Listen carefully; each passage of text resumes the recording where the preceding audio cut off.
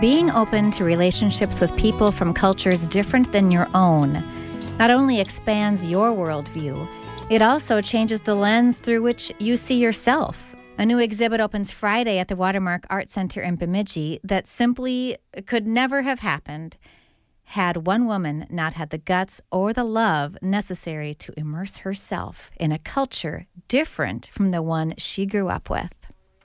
Blair Treuer's first visual art exhibit is called Portraits, but it is so much more than that simple word, and so much more than what any of us might consider a portrait. She creates large-scale textile art from thousands of tiny pieces of fabric no bigger than my thumb. Many of them are much smaller than that, and none of them have square corners. They are all sewn together using thread of many colors, and the threads make designs of their own on top of the portraits she's already created with these tiny pieces of fabric. The results of her innovative techniques are fine art, depicting the individual spirit of each of her children, her husband, and herself. Each piece is multidimensional, full of texture and life and love and meaning, both personal and cultural. And for Blair, the personal and cultural meanings swirl together in a magical, mystical way because of her unique life experience. She's a Scandinavian woman who is mother to 9 children in a home steeped in Ojibwe culture. Her exhibit, her work, is genius. It's like nothing I've seen before, and it could never have happened if 2 hearts from different cultures hadn't loved one another. Oh, that was so nice. Thank you. Let's start with the style. It's a kaleidoscope of fabrics. Mm-hmm. I'm curious as to how you came to this language of expressing yourself. How I got started in this craft in general is all of my children participate in a traditional Native American ceremony. And it's a pretty big deal, their initiation. And so as part of the offering for that, we are obligated to make blankets. And being a creative person, I couldn't just do squares. And considering that I'm not Native, this was the only contribution I could make to their spiritual experience in this ceremony. So I just threw everything I had into those blankets, and I decided to make them pictorial by making each blanket representative of their Native American names. And that's how it all got started. And with each blanket, I taught myself more about sewing and about fabric and about how to create an image pictorially and what I wanted to say. And I just, with every blanket, fell deeper in love with what I was doing. I was wondering if you were a quilter. No. I mean, this is really textile art. Yes. Okay. Yeah. I don't consider myself a quilter. And lots of people refer to me as that. And I haven't really been involved in that world much, but my understanding is that master quilters have mastered lots of sewing techniques, and I have not. Okay. I wouldn't even call myself a sewer, really. And so I do want to make that distinction because I have mad respect for quilters and their craft and all of the skills necessary to do what they do. So how I approach a piece is I approach it more like a painting than a sewing project. So I cut out small pieces of fabric and I place them on a blank piece of fabric just like a painter would when they're putting a stroke on their canvas. And I kind of move all over the place on the canvas. It takes a long time. One of the biggest challenges for me in working that way is, if you're a painter, you know how to make colors that you need. And I don't have access to all of the colors that I want sometimes, or under different lighting, the colors look different. So that exploration is really challenging, but also a really fun part of the process. You've painted in the past? I have. I wouldn't call myself a painter, but I've always been drawn to artistic expression, so I've tried a lot of things. Mm-hmm. So the pieces, when I looked at them, I said they look like a dream. Yeah. that dreamy quality. Yeah. The images come to me like dreams. It's very hard to explain and it's super weird, but I have images that start to like haunt me as though when you wake up from a dream that you just had that you can't stop thinking about. That's what these images do for me. They keep coming up and I just can't let it go. As I started this process with the blankets, it was very spiritual for me. And so I feel like this is just a continuation of that spiritual journey for me. They do feel like they resonate within me on that level. And so the images come like a dream and they need to be created. They nag at me until I create. And while I'm creating, there's no thought that goes into it. It's all feeling. So I try really hard to recreate what I see in my mind. Like that's my focus while I'm working. And it's not till after the piece is done that I have to ask myself, okay, what is this trying to tell me? What does this mean to me? Much like waking from a dream. You're looking for meaning and interpretation. And just like sharing a weird dream you had with a friend, I'm open to other people's interpretation too. And they might see things that I didn't see or make connections that they know about me or my child or my life that I just hadn't come to yet as this is unfolding for me. And often the meaning takes months to completely reveal itself. I'll get like a piece here or there that I'm like, oh, wow, I never saw that before. And it's so true or stuff like that. I'm so amazed that I can see the individual faces of each kid in these pieces of fabric. Yeah. It's astounding to me. Thank you. Yes. I'm talking with Blair Treuer. She's a Bemidji-based textile artist whose exhibit Portraits opens Friday at the Watermark Arts Center.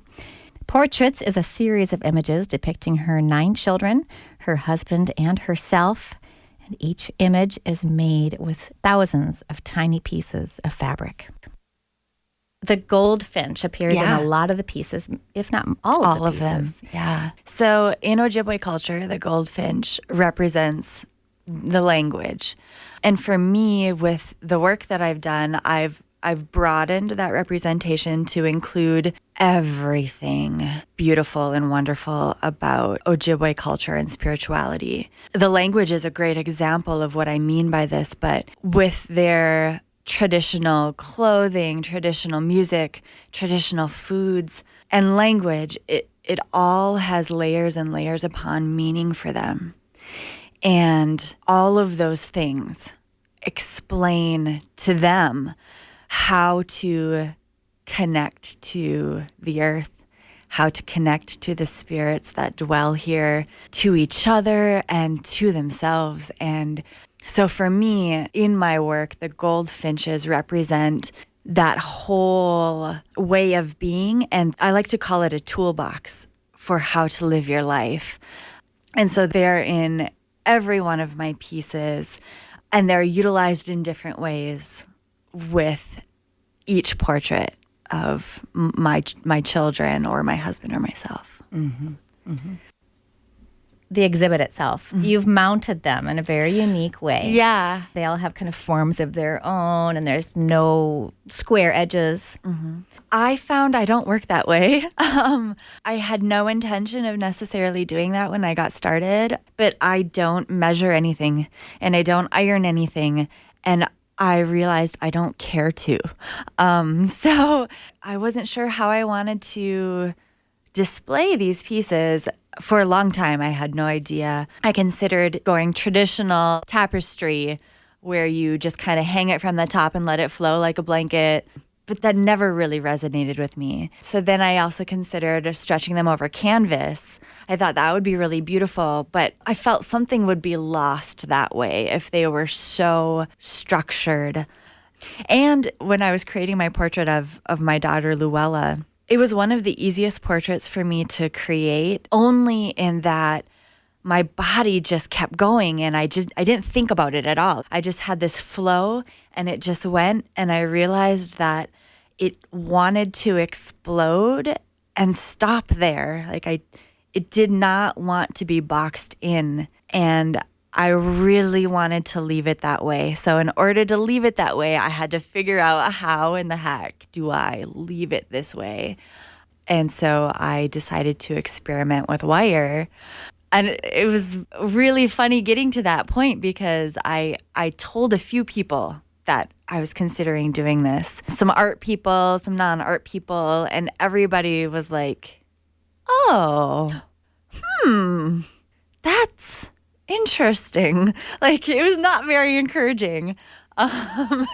It's weird. It's weird, and it's hard to conceptualize what that means. And then I told my daughter Maddie about it, and she's also an artist, and she was like, oh, yes, that would make them so much more dynamic. Yes. And we just got all giddy together about it, and I just knew. I knew that I didn't need the verification to go down that path, but having it was so empowering for me. I can't imagine them stretched over a frame. No. That they do have forms that come off the wall. Yeah. And that's what I love about how it turned out is that they have structure and they free flow at the same time. So I did not completely tack them down to the form. They have some freedom of movement. We're not allowed to touch them at the watermark, but if you did, they would move slightly. Like they have both structure and free form, and that's really exciting to me. Yeah. Let's talk about your self-portrait. Okay. Among these pieces is a self-portrait of you. Yep. You're naked. You're surrounded by darkness. Mm-hmm. Yet you're very illuminated and glowing, and you have antlers. Yes. So this image nagged at me for a few years. I don't know why. It just kept popping up. I had no idea what it meant.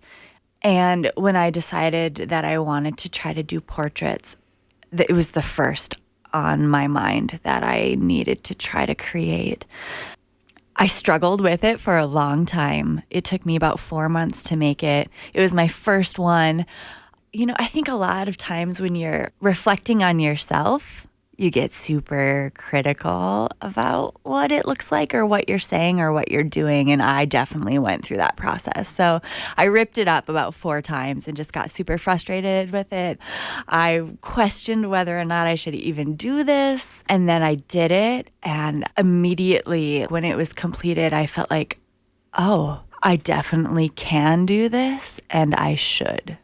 So I didn't know about what the piece meant to me until after I had made it. And I sat with it for a long time. And all of these revelations that I'm about to tell you about what the piece means, they came in waves. So it didn't all hit me at once, but over time, all of these little waves or layers revealed themselves. So this is what my self-portrait means to me. I would like to read this. Mm-hmm. My self-portrait is the cocktail of both despair and hope that I feel as a mother and wife in this family and about my purpose in this world. I'm in the dark and naked. I often feel I have nothing to offer my children or my husband. I am of Scandinavian descent, but I don't even know what that means to me. I don't have ways of being handed down and taught with purpose. I don't have things that are known by my people and through my people from ancient times. I don't have spiritual gifts, birthrights to bestow, etc. No toolbox. I'm just out here winging it, loaded up on American culture, gas stations, shopping malls, McDonald's. I didn't even know how little I had until I realized my husband had so much. I didn't know how lost I felt until I became aware of how sure-footed my husband and my children are. But I have hope. The antlers are on top of my head as if to say, there is something incredible about me too. I also possess a spectacular gift. I can't see it, but I can feel it, as though it's within my very bones, passed down from my ancient tribe too. And someday I'll know how to use it and be empowered by it. That is Blair Treuer talking about what her self-portrait means to her in her new exhibit called Portraits. And this is your first exhibit. What was it like after you hung the show and you stepped back and took in your work, these huge, dreamy images of the people most important to you up on the walls of the gallery? I totally went in my car and cried. I feel teary just talking about it right now. Like, even just looking at these pieces on my kitchen table is so different than seeing them up in the gallery. It's pretty overwhelming and just like really hits me in a really powerful way. Seeing them, for me personally, it means so much. And then how people have reacted to my work is just, it's been so overwhelming. And I'm just so grateful that I'm not the only person having this experience. Though it would be totally worthwhile for me if it was just me having this experience. But I'm so grateful for the life I get to live and everything it's taught me, and for the opportunity to be able to do something like this. I'm just overflowing with gratitude. So it's people don't even know you. I have to believe that they're going to walk in there and be moved by this exhibit. So many dimensions are going on in there. It's just amazing. Yeah. Thank you. That is Blair Treuer. Her exhibit of textile art, Portraits, opens tomorrow at the Watermark Art Center. Blair will be giving an artist talk at 6 o'clock tomorrow night. And if you can't make the opening tomorrow night, her work will be up until March 28th. And I would be surprised if you've seen anything like it in your life. I'm Katie Carter. Area Voices is made possible by the Arts and Cultural Heritage Fund and by the citizens of Minnesota.